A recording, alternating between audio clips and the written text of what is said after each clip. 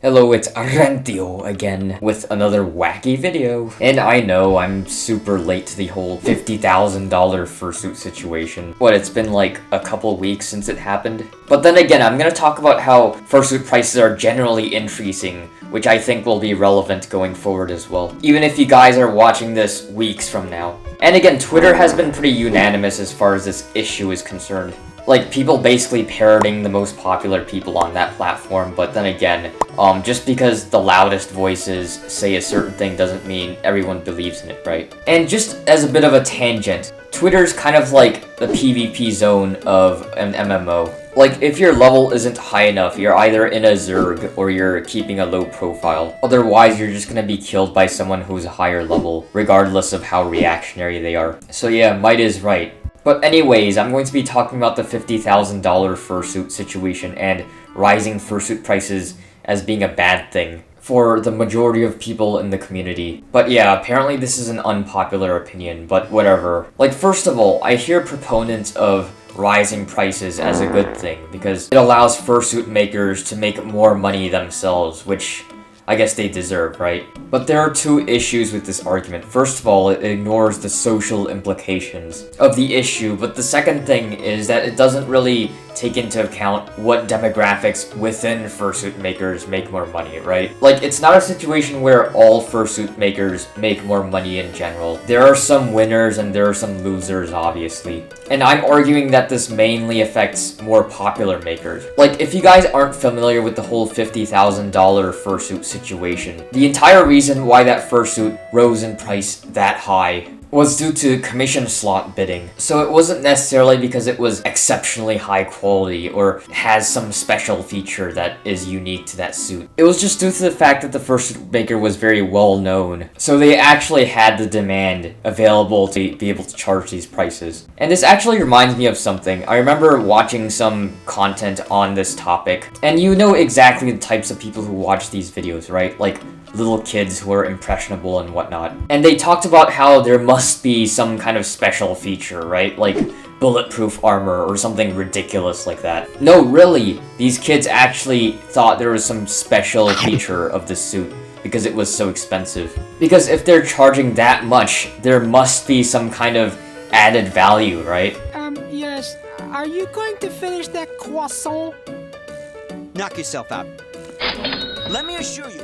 Nah, that's not how it works. It kind of highlights the absurdity of the price, but anyways. Like, remember that whole Pokemon card situation where scalpers basically bought up in the entire inventory, so there was like a massive Pokemon card shortage? Kind of the same deal with PS5 and Supreme, but you get the idea. There's some kind of exponential price hike without really any value being added. And another thing is, like, toys, for instance, that are being bought up and resold at a massive margin prices out its intended audience. Like, for toys, for instance, they may be meant for kids, but they're priced out of the market, so you have an entire generation of people that can't buy this item. But yeah, this is an example of, I guess, a little more lighthearted version of what I'm trying to argue. It's kind of the same deal with this fursuit situation, though I think it's a lot more insidious because it disenfranchises entire groups of people from actually having any representation in the community. Seems a little far-fetched, right? But let me just explain, okay? Like, a lot of popular furries argue that,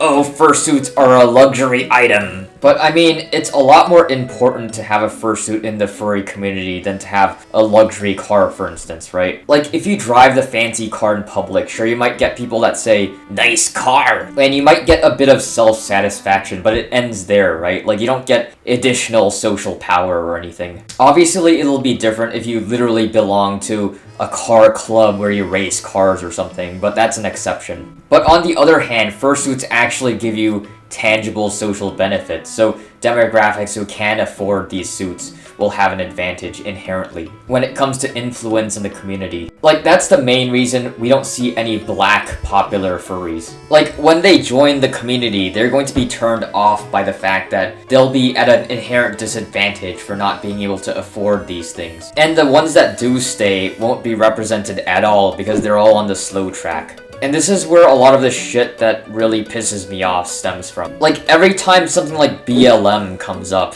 like, the first thing that happens is all the white popular furries are like, BLM, BLM. And obviously they don't give a shit about Black Lives Matter. All they care about is absorbing the social capital. And when it comes to actually improving the community and making it more accessible for black furs, for instance, like, they turn around and say, oh, that's just how the economy works! Oh! Meanwhile, all the black furs who are actually trying to talk about this crap are drowned out by all these popular furries. And that's why the dialogue in the furry community is so fucking one-sided. Again, since the vast majority of black furs can't actually afford to buy fursuits and whatnot that give them increased influence in the community, they're going to be severely underrepresented. All we get is virtue signaling, and whenever something like BLM pops up, the actual issues that black furs have in the furry community are ignored completely. And that's because people at the top aren't actually black furs, so they never empathize with the situation.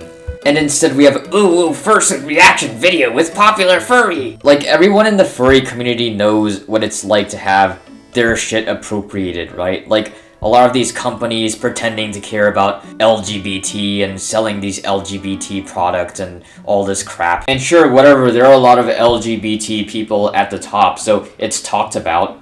And all of a sudden, when it becomes something about BLM, everyone's virtue signaling and not actually doing anything about it, because it doesn't affect them. Like, a lot of popular furries do the same shit with black furs, but nowadays they seem to be doing the same thing with Stop Asian Hate, right? I don't know, it's just more town world shit going on. And to be honest, I think that the furry community is kind of the last bastion as far as most outcasts have, in terms of what community they'll be accepted in. And that's kind of our entire selling point, right? So we should be consistent with that. But yeah, I guess that's all I have to say at the moment. I mean, if you want to talk to me, I'll have my Discord link in the description, and if you want to follow my Twitter, I'll follow you back. That'll also be in the description, and if you want to like, comment, and subscribe, I would appreciate that personally. And yeah, again, thanks for watching this video. Bye.